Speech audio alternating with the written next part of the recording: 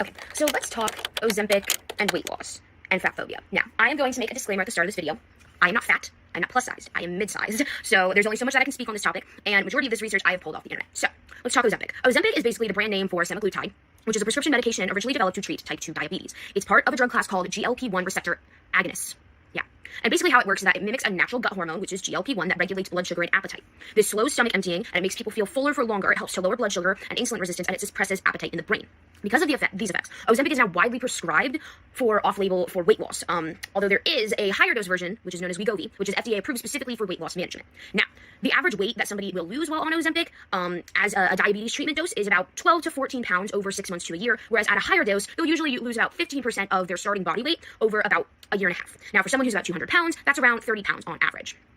Some people, they can lose more than 20% or more of their body weight, but it varies greatly due to like genetics, diet, exercise, consistency with injections.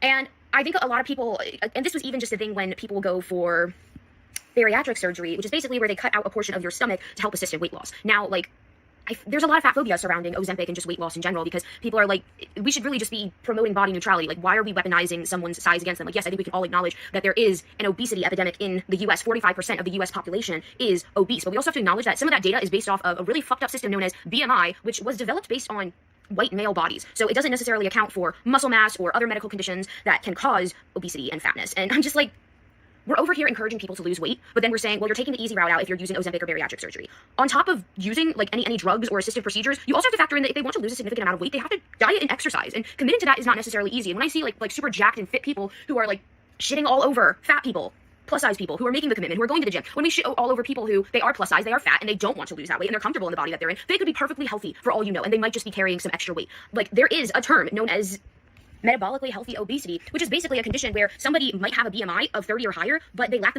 metabolic abnormalities like type 2 diabetes or high blood pressure or high cholesterol. And I mean, there are so many times when if you go to the doctor, they'll weaponize your weight against you. Like, I go to the gym regularly, but I'm short, and my BMI puts me in the overweight class.